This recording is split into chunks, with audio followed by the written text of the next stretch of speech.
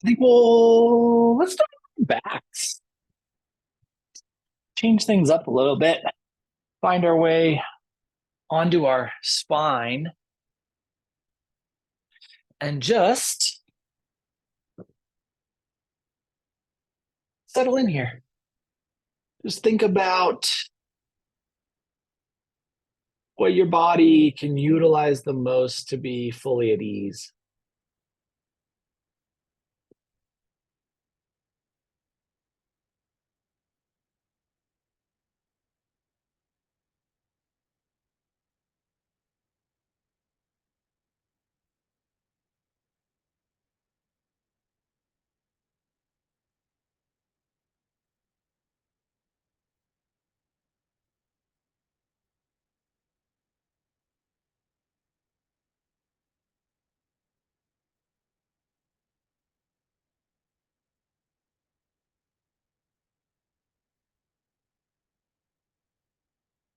Those big, fluid, easy breath, grounding you, anchoring you.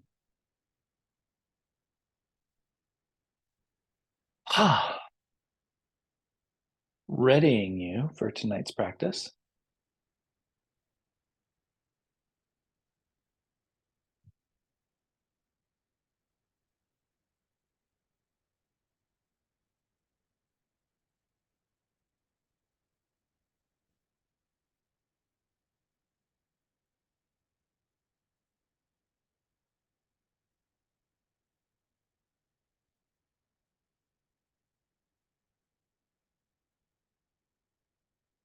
And we'll give ourselves about 60 more seconds here.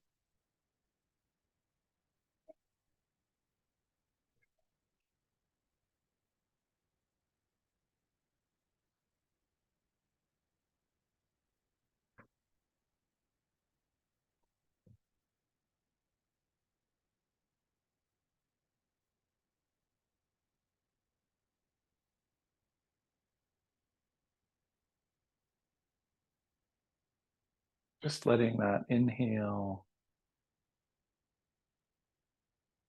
nourish you in a way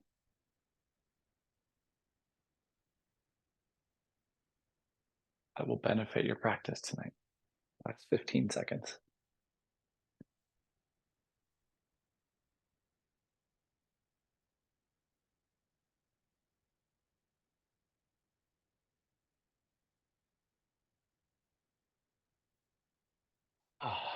When you're ready, let's bring our knees into a bent position so kneecaps can point towards the ceiling. And then pull the thighs in towards the ribcage. Just give yourself a nice little squeeze. Something that feels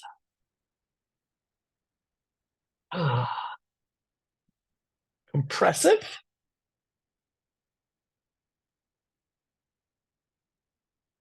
And then let's release our feet back down to the mat, and we'll let the knees fall to one side or the other, whatever side feels most appropriate. We'll press ourselves up, go through seat and into tabletop. Just making our way into this tabletop space, aligning your spine, splaying the fingers out nice and wide, getting that ability to connect. And then let's curl our toes, lift our seat, and roll our way back into down dog. Really feeling the body elongate here. Maybe even pressing down into those heels. If you happen to make it to class yesterday, we have a little more space in our hands and our feet. See if you can explore into that. And then let's come back down to hands and knees tabletop. And we'll sink back into child's pose.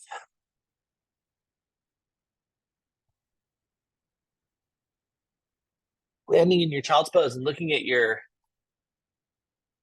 opportunities to expand or relax, right? Expand by engaging the core, getting that lumbar lengthening, relax by shifting the hand positioning, arm positioning so that your shoulders can be more at ease.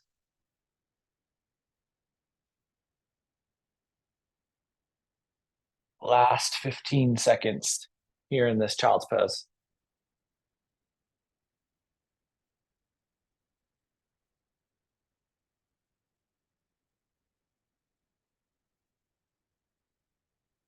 And then when you're ready, let's pull ourselves forward to hands and knees tabletop once again. And from tabletop, curl our toes, lift our seat, roll our way back into down dog. Get that depth. And then let's walk our way forward and into fold. Inhale into half lift. Exhale back into fold. Settle into that fold. Sink in to that space. Drift your awareness to your sacrum. Let's roll ourselves up vertebrae by vertebrae. Nice and slow here. Just thinking about how we can unwind into our top space. Coming into that top space, bringing our hands together at heart center, checking the width of the feet, making sure that it's 2 fist distance-ish. And then let's slide our left foot straight back and into lunge. And we'll just land on that left leg. Keep that left quad nice and strong. Keep that bend out of that back knee. Feel that back heel really energizing towards the back of the room. And then let's bring the hands down to the mat. Keep the pressure on that back heel so you're really energized into that back foot. And then let the left hand take the weight, and let's take the right hand up into a twist. There's a tendency here for the right quad to flail out, stay in line so that the tibia, fibia, and femur are all working together.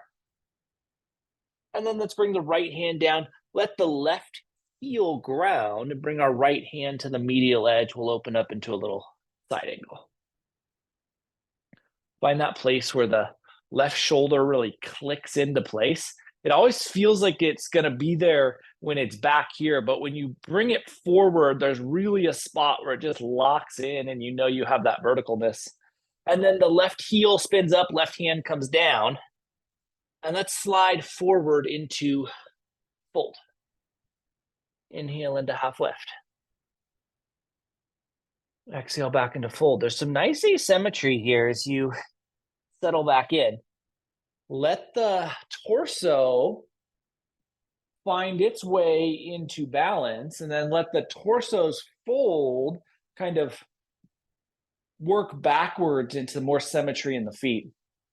And then we'll roll ourselves up vertebrae by vertebrae, making our way into this stack, bringing our hands together at heart center, sliding our right foot straight back into lunge, thinking about the strength of that back leg, really energizing into the back heel, keeping the weight distribution relatively equal, equivalent between the front and back foot.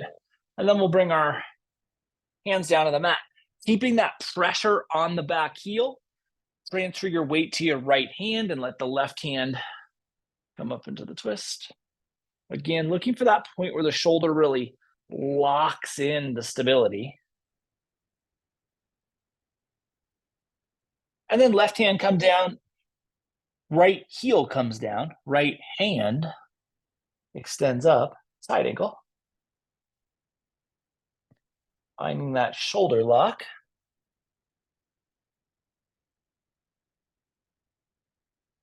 Right hand comes down, right heel spins up. Let's step forward to fold. Inhale to half lift. And then exhale back into fold. Thinking about the torso, kind of reverse engineering that balance in the feet once again. Allowing for the fold, allowing for the weight of the torso to more or less force balance an equilibrium of weight distribution through the feet.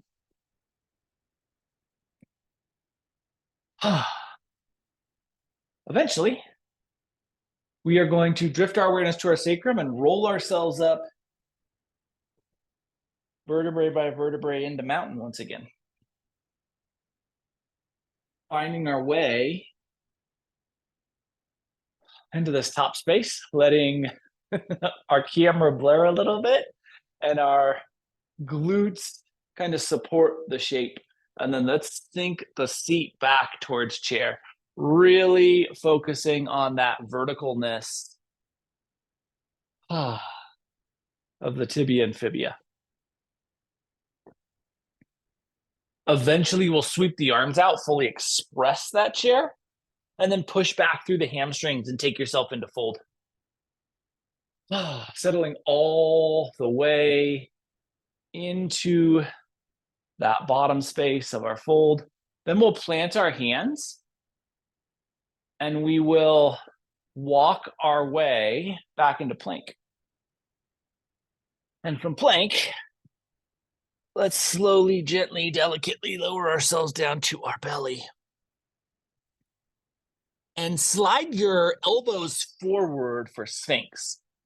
So, real dark close, but keeping the elbow directly underneath the shoulder so you have the humerus nice and vertical, and then planting those hands and really pressing the fingertips down. As the fingertips press down, we're also pulling them in towards the elbow pit and getting that strong activation.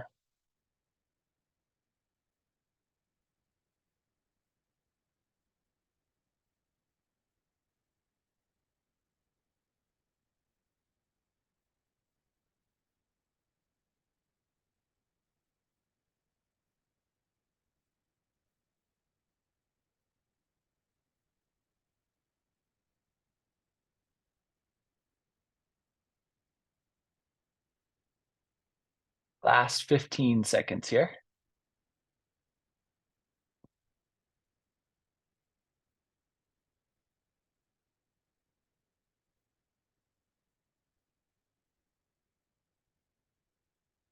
And we'll relax our forehead down to some stacked hands for a little crocodile pose.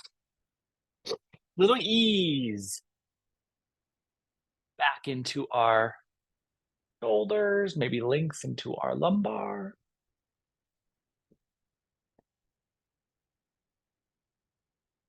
And so there's this little village in the center of this Osage orange grove. And Osage orange are these very old, very interesting trees that produce this relatively toxic fruit, at least toxic to humans. And we're one of the favorite food sources of woolly mammoths, though.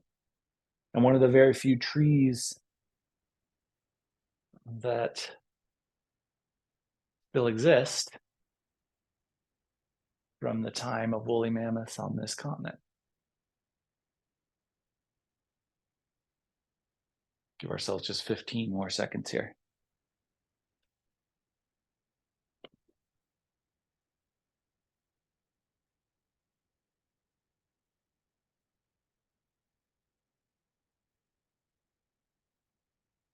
When it feels appropriate, let's pull ourselves forward to hands and knees tabletop. From hands and knees tabletop, curl your toes, lift your seat. Find your way back into down dog. Get that length and that expansiveness. Push into the finger mounds like you're trying to drive your tailbone away from you with handprint energy. And then let's walk ourselves forward into fold. Inhale into half lift. Exhale back into fold. Drift your awareness to your sacrum. Roll or sweep your way up into mountain. Hands coming together at heart center. From this heart center placement, let's once again slide our left foot straight back. Develop the strength in the left foot. And then ground your left heel, keeping the hands right in the center of the body as we come into this modified version of Warrior Two. Staying with the modification, we're going to go arms straight up. And then as the arms lift, my angle of my camera is a little off, but straight evenness here, right? The medial edge of the thighs are pointed straight in the same direction as the shoulders. And then we have this nice verticalness in the spine as well. And then we're going to roll the crescent. So arms stay where they are, left heel lift, and that's a much harder roll than it seems like it should be. Drop the hands to the mat and we'll step forward into fold. Once again, finding that asymmetry and then allowing for the weight of the torso to help reverse engineer the balance into the feet. Just the fold is giving us the balance. Nice, Annie. Drifting our awareness to our sacrum, rolling or sweeping back to mountain. Finding the stability, hands coming to heart center, hands staying anchored at that heart center space as we slide the right foot straight back, developing the strength of the shape first, the stability of the shape first, then right heel grounds. We have this big expansiveness in the leg placement of Warrior Two. And then the arms reach straight up.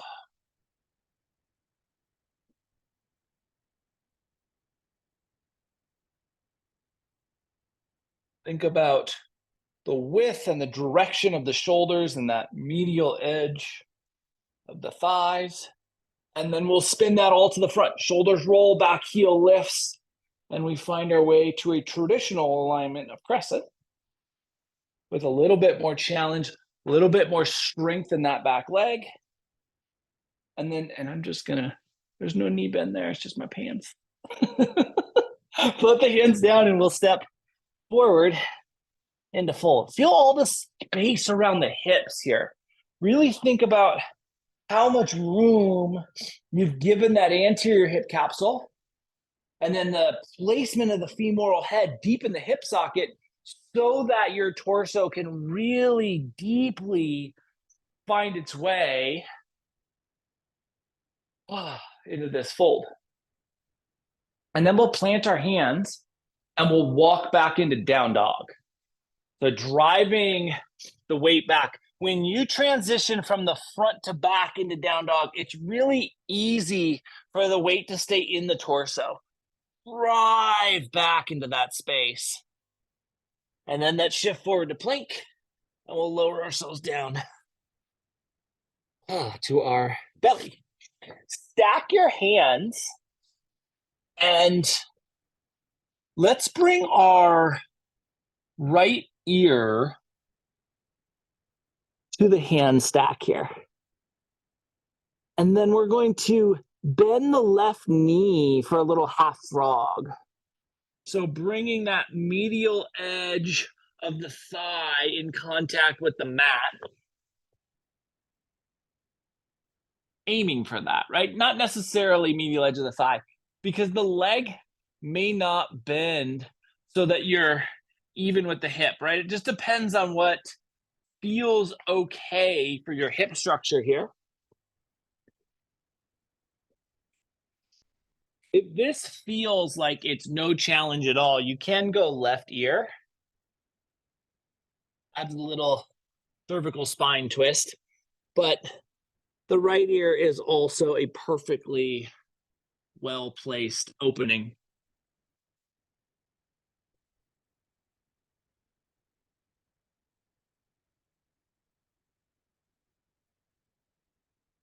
And we're going to spend just a little bit of time here kind of using this as a big medial line opener. The one place to focus on is the sacral balance. So it's really easy to just let this left, especially when we have the head turn for ease, to let that left hip just lift up and then to be like twisted in the lumbar. Really think about energizing down into that left thigh, no matter where the knee bend has you, so that you stay relatively balanced across the sacrum. Sometimes that requires a little bit of this upper abdominal engagement. This side would be the left side.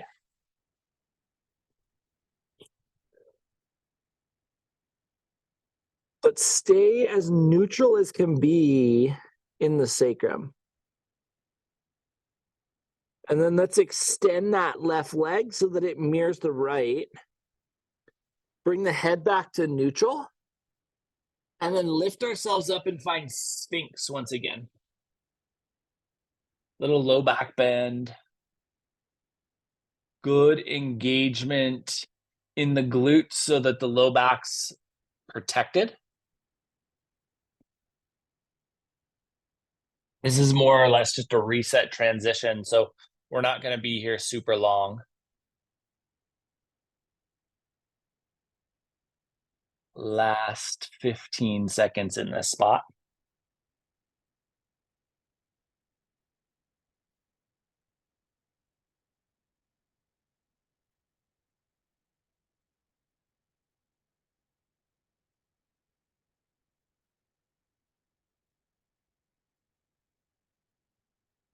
And when you're right, hand stack, head turn so that the left ear is down, right knee pops out for your half frog. And then we make that adjustment of energizing down so that the sacrum stays as neutral as we can create as neutral an alignment as we can set up here. It really does require some energy on that right side up into that right abdominal as possible.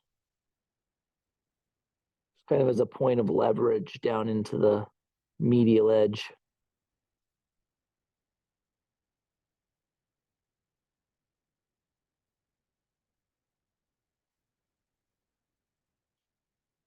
And so the people that live in this village inside this Osage orange grove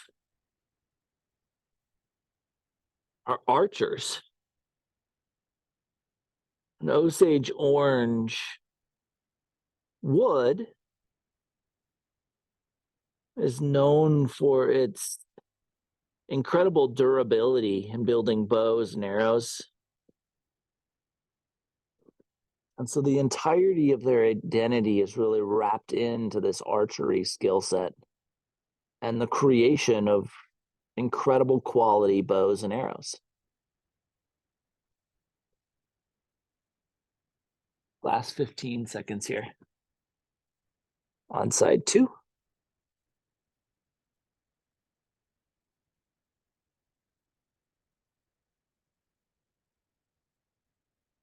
When it feels appropriate, we'll extend that right leg, bring ourselves up into one more Sphinx. I think this will be the last time we'll get into this shape today, so feel free to explore it. I haven't done a lot of cueing in this shape because you guys are all such professionals, but remember, the head positioning is guided by the sensation in the lumbar.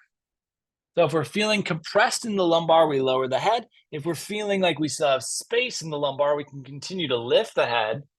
All of that energy still coming from the fingertips. And last 10 seconds here.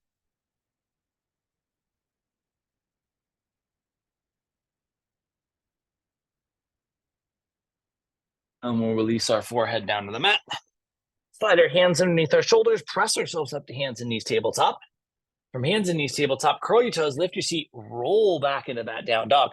Let all of that space you created settle in here to this down dog. And then let's walk ourselves forward. We'll find our way to fold. Inhale into half lift. Exhale back into fold. Settle all the way into that fold. Let your body just melt into that fold. Drift your awareness to your sacrum, and let's roll ourselves up vertebrae by vertebrae coming all the way into this top space. Bring your hands together at heart center. And then we're starting on the left side again. We're going to slide the left foot halfway back. So not all the way into lunge, but just to the point where we can ground the left heel. So to the point where we can ground the left heel and then slide back into that right hamstring so that the right leg, let's see if I can find a better way to show this, so that the right leg is active and straight-ish, right? We still need to have the strength. If we're feeling like there's tension behind the knee, then we put that subtle little bend so that we're not locking that knee out. And then with the hands at heart center, we're going to take a half fold. Looking here to get some neutrality on the backside of the body. And then drop the hands down zombie style. And we're just going to slowly bring ourselves up. Bringing our hands back to heart center. And then with the hands at heart center, we're going to slide the left foot all the way back so that we're in a traditional lunge and then sweep our arms up in a crescent. Now, right hamstring has some fatigue. So the stability here is pretty challenging. And then we're going to drop the hands down to the mat and then slide back into that right hamstring once again. So looking to activate the right hamstring, once you get to the point where you feel like the hamstring's active, bring your torso up to half lift. And think about pushing the head towards the front of the room. And then drop your forehead towards your right shin.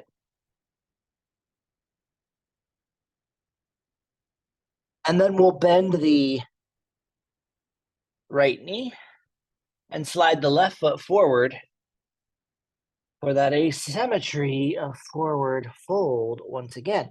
And as you're finding that asymmetry, we're using the torso to help reverse engineer an equilibrium. Really allowing the weight of the torso to help bring us back into that space. Eventually, we're going to drift our awareness to our sacrum. We will roll or sweep our way up. And into mountain. Hands coming together at heart center. Keeping that engagement at heart center, we're going to slide our right foot halfway back, just to the point where we can ground the heel. That is the real important thing in here, is heel is grounded, so we have that stability. Then we'll straighten into that front leg. Again, only to the point where it feels like, I don't know why it's making it look like my foot's turned in, but really both feet nice and parallel. That's just an optical illusion. And we are going to take that, keep the hands at heart center, and just take ourselves into that half fold. Once you get into the half fold, we're dropping the hands towards that zombie style and letting the back stay strong while the shoulders get just deactivated, and then slowly bringing ourselves up. Hands coming back together at heart center, and the right foot sliding all the way back, traditional lunge. Getting that full expression, sweeping the arms, feeling the potential for instability from hamstring fatigue, compensating with quad engagement, and then floating the hands down to the mat. Slide back into that left hamstring, and then bring yourself up into your half lift. Think about activating the spine, pushing the top of the head towards the front of the room, elongating as you energize back into that right heel. And then we'll drop the forehead to the left shin.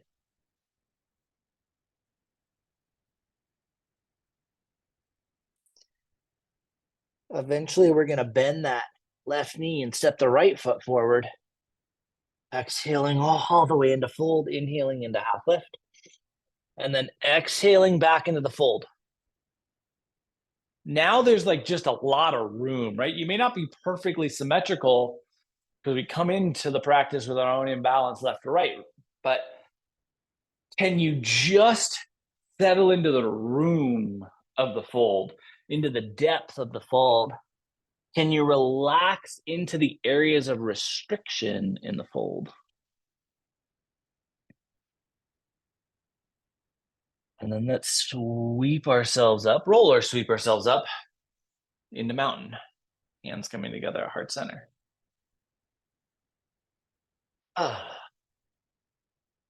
Slide your left foot straight back into lunge. Ground your left heel. And roll the torso for this modified 2. All right, so we think about square hips, square shoulders. And then let's blossom into warrior 2. And then let's take the right hand straight down medial edge, side angle. Good, strong stack. Top of the head reaching and extending. And then we'll lift straight back up into warrior 2. Slide the right hamstring back, triangle leg alignment, and we're just going to drop right into that triangle space. Medial edge again with the hand, finding that shoulder stack. Really thinking about how we stay squared up. Right knee bends. Draw yourself up into warrior 2. Okay. From our warrior 2, we're going to take the right hand into side angle, but it's going to be on the lateral edge. So pinky toe edge of the foot. Find that shoulder stack. Draw yourself up into warrior 2. Blossom into the depth. Left heel spins up. We're into crescent. Hands are going to drop to heart center, and we're going to use that to return to the front of the mat. Beautiful. Just a fluid breath or two here. Really think about settling, thinking about allowing that fatigue to dissipate, prepping the body for side 2, down regulating the respiratory rate for side 2. When you're right, the right foot slides straight back. Strength of our shape first, ground the heel, roll into this modified version of 2. Settle into the space here, then blossom out into traditional warrior 2. Left hand coming down on the medial edge, big toe edge. Top of the head reaching and extending out, really crafting that length of the spine. Then right oblique draws us back up. Slide back into the left hamstring. Activate that left leg. Left hand comes down, medial edge, big toe edge. Triangle side 2.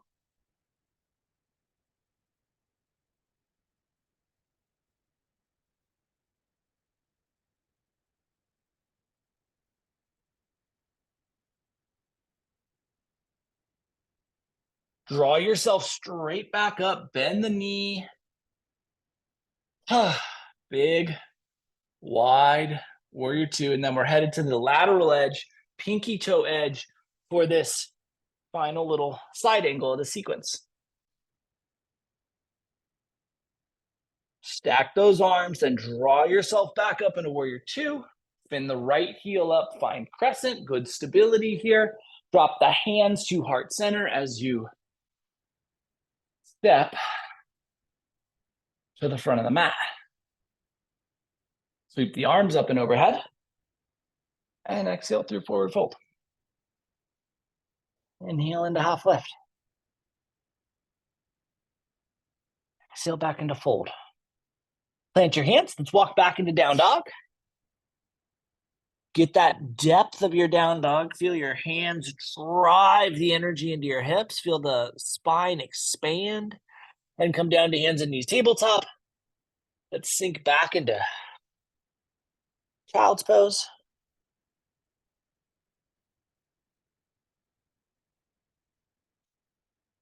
Relax into the space you created here in child's pose.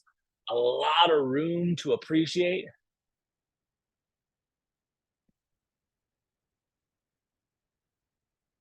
And so there's this very, very special thing about the people of this village.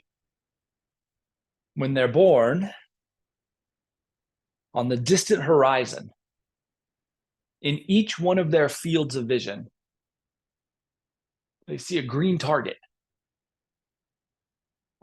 And that green target exists in their field of vision until they're able to shoot an arrow through the center of it. And the instant they are able to shoot an arrow through the center of that green target, it disappears. And a new, smaller, red target appears even further in the distance. And for the very few people in the community who are able to eventually shoot an arrow through that red target, it too disappears instantaneously. And way out further in the distance, this little tiny golden target appears. A target no one in the community has ever hit. What many people can see.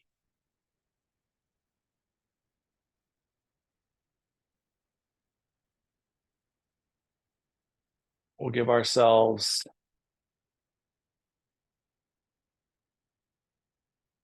just about 10 more seconds here.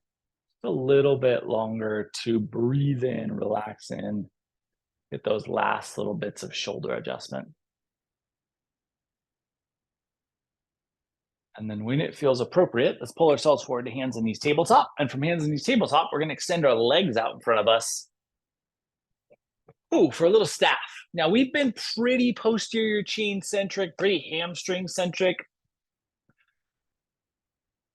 And that may or may not help this forward fold, right? We're going to take a seated forward fold. We're just going traditional style, your fold. But if the hamstrings are fighting against you more than you expect, please bend the knees. Just allow for that softness and allow your body to receive all of that posterior chain work now up into the back, into the lumbar, into the thoracic, into the cervical spine. But we got to get the hamstrings out of the way to do that. And if they're mad at us, if they're cranky because we've been so focused on them, they're pretty good defenders.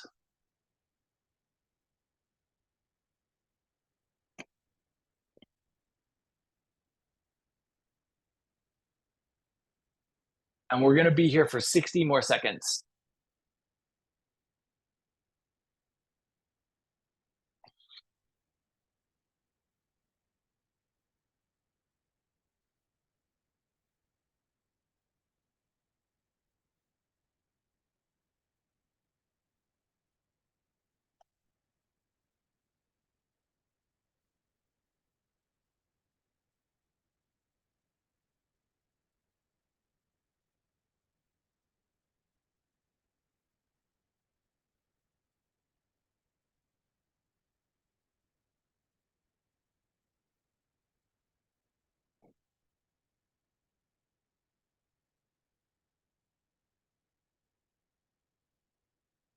Last 10 seconds here.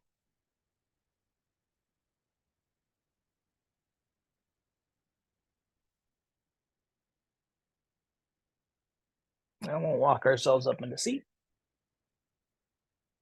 And from seat, let's lower ourselves onto our spine. Let the knees bend.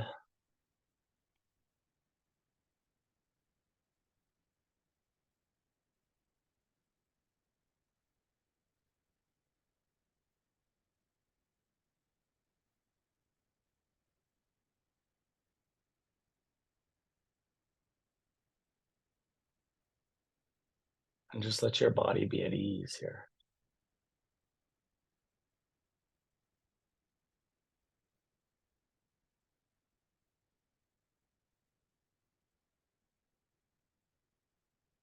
Let your body be receptive to all of that work we've done.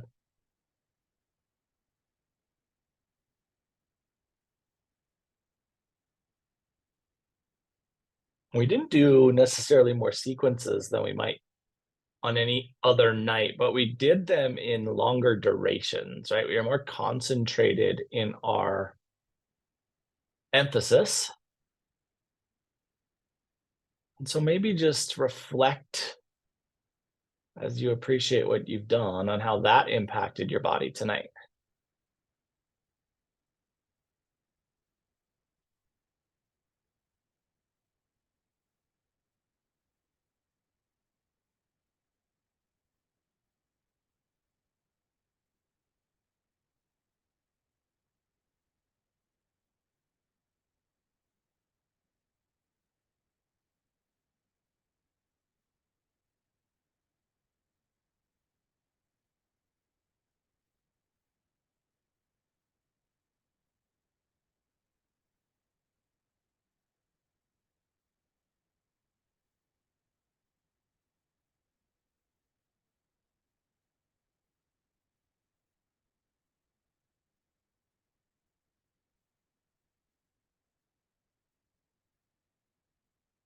And then when you feel ready, with the knees bent, we're going to take our left ankle across our right thigh.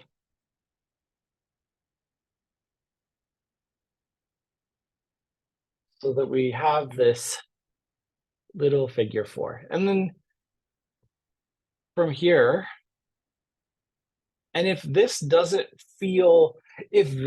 doesn't feel accessible, just go left knee out wide, right? If this does feel accessible and you feel like you have some more, then you can bring your right heel closer to your right glute. If you feel like you have some more, you can take the left hand and push the left thigh away. So we use kind of the right thigh as a fulcrum point to expand.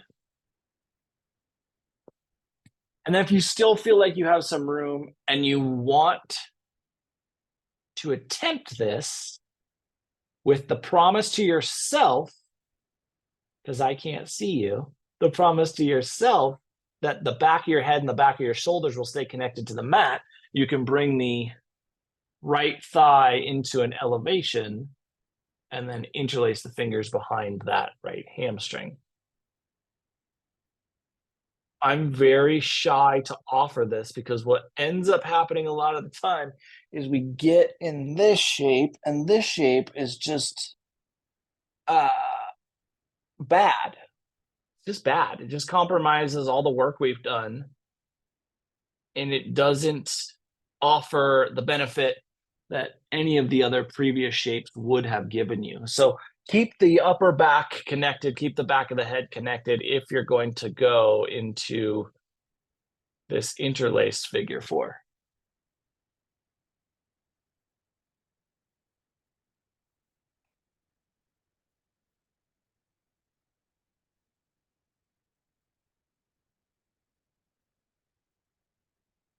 And we'll give ourselves just 15 more seconds here.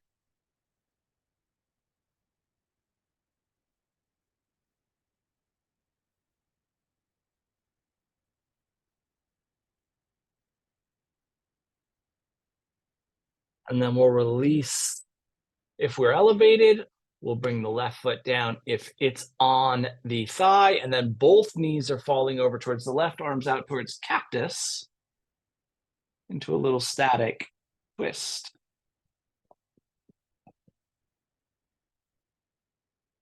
And so there's this young boy who is absolutely enthralled with archery. You know, everyone in the community is into archery, but this young boy, since the moment he could stand, has had a bow and arrow in his hands.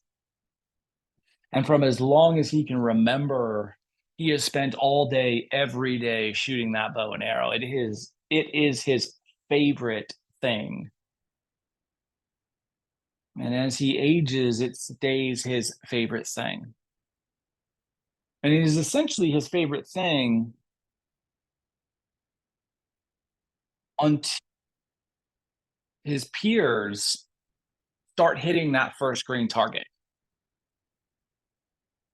And as one by one of them hit the green target and have it disappear, he feels less and less enthusiasm for his archery. He still goes out every day. He still shoots a barrel of arrows every day. He still has his entirety of his life focus on hitting that green target. But as things would go, every single one of his peers, every single similarly aged child had hit the green target before he has. And he starts to hate his archery. He starts to despise every single arrow he picks up and every single miss that he shoots off. When you're right, when you're ready, let's bring our knees back to neutral. The right leg will either fall out wide or will come across the ankle across the left thigh, depending on what feels best for you. And if you're here and you feel comfortable, you can bring that left heel a little bit closer. If bringing that left heel closer still allows you for room, you can press with that right hand into the right thigh using that fulcrum point. And if this all feels okay and you want to expand, and important, and you can keep your shoulders and your head connected, then we can bring that left leg up and we can interlace the fingers behind the hamstring. But we have to be able to keep the back flat, the back of the head neutral against the mat.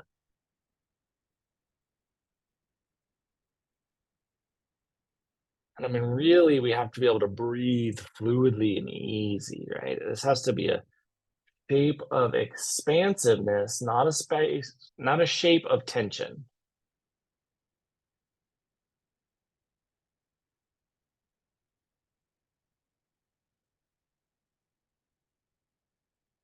And so the more arrows he shoots at this green target, the more frustrated he becomes, the less he likes archery. One day he's out shooting his barrel of arrows when this legendary archer in the community comes over and asks him if he'd like some tips. Of course, he's very excited about this. You know, he thinks, okay, maybe this is my re-engagement. I can hit this green target and finally move on. And so the legendary archer, you know, offers him some insight into archery. How instead of focusing on the target in front of him, he should be concentrating on calming his breath. How he should be concentrating on feeling the balance in the weight distribution of his feet and engaging the core to remove any of that lateral sway, feeling into the caress of the wind so he can adjust the arrow to the wind's response. And this young boy hears all of this and he just rolls his eyes and he's like, oh, I thought you were going to tell me how to hit that target. And this legend kind of chuckles as he walks off. When it feels appropriate, let's release that right leg so it can come back down and mirror the left. And then we'll let both knees fall over to the right side, static twist, side 2.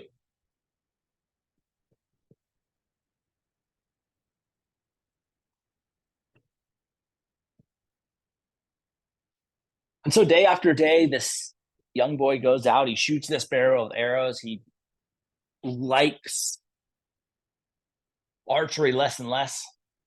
Some of his peers start to kind of prod and make fun of him. And then one day he takes out 2 barrels of arrows. More arrows than he's ever shot, probably more arrows than anyone's ever shot in a day.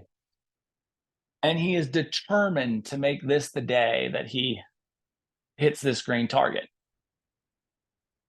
And arrow after arrow is fired off, and arrow after arrow misses the target until he's down to his very last one. He pulls that last arrow back, focuses his vision so intently on the target, and then shoots this arrow, and it is the worst shot of the day, maybe the worst shot he's ever fired off. And he just throws his bow down and he just starts bawling. And his eyes, they're not welling with tears, they are streaming with tears. And his breath starts getting rapid and he starts hyperventilating and he's taking these huge sobs. When it feels appropriate, as it feels appropriate, we'll bring our knees back to neutral. And as the knees come back to neutral, ask yourself if there's anything that you could benefit from before Shavasana. And if there is, let's offer that to ourselves. And if you have everything you need, if you feel like you're fully and completely ready for some stillness, then let's find our way into that stillness.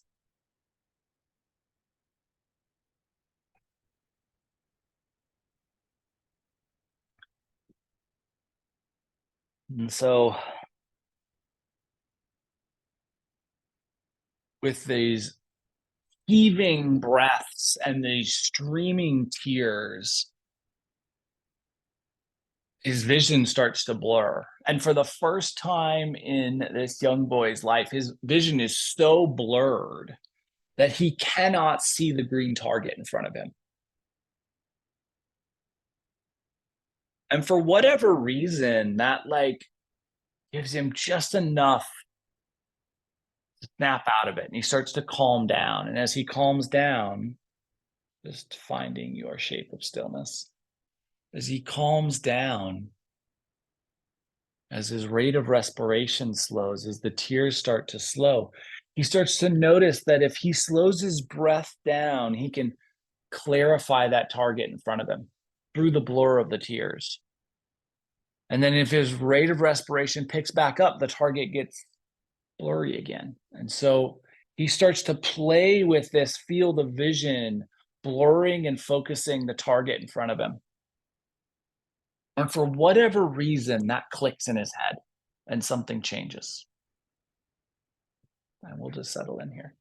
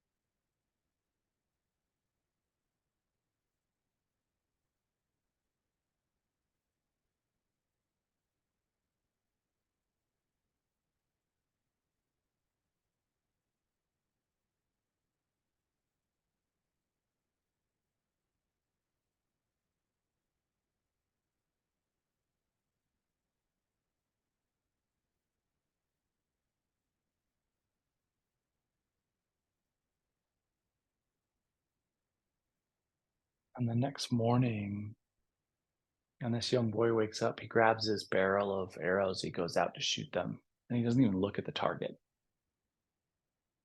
He just starts enjoying the practice of archery once again. He starts feeling the grain of the wood and the balance of his weight distribution in his stance, the caress of the wind. He starts feeling his breath. And he starts shooting arrows with joy, with passion, with excitement once again. And over the course of the next few weeks, people start to notice how much joy and passion he has. And they come and start to watch him, not because he's this accomplished archer, but because he is passionately doing this practice, archery. One day, when it seems like the entirety of the village is gathered around him, he pulls back this arrow and he fires off this perfect shot. And it goes sailing out, and without him even knowing it, it goes straight through the green target. The green target instantaneously disappears, and way out in the distance, this red target instantaneously appears, and the arrow goes perfectly through the red target. And the red target disappears, and way, way out in the distance, this golden target appears. This target no one's ever hit before. And this perfect arrow this young boy shot off flies directly through the golden target, and it disappears. And to everyone's surprise, an even further purple target appears on the horizon. For the first time ever, someone has seen a new target. We'll start to bring some movement into our fingers and our toes.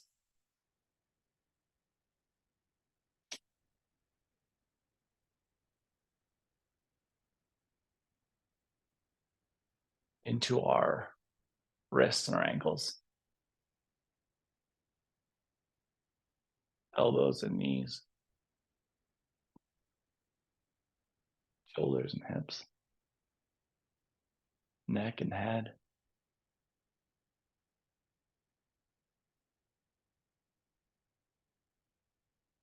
jaw, eyes, tongue.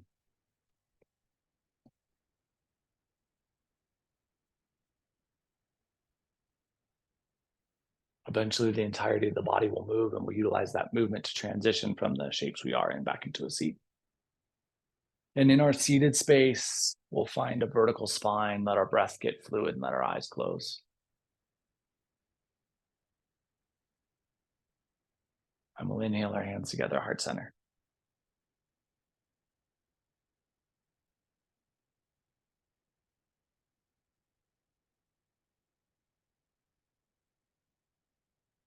Over the course of the next 7 days, can you remind yourself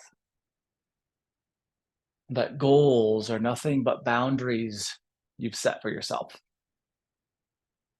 And boundaries are limitations.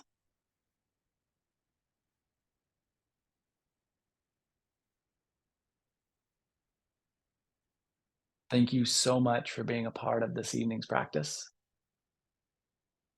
and for being you. Namaste.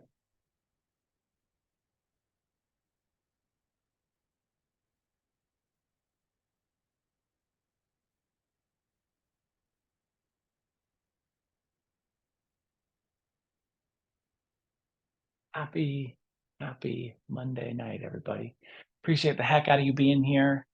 Have a beautiful rest of your week. I will be back on Sunday for a recharge, and we'll do this again next Monday. Love the heck out of you. See you soon. Mwah.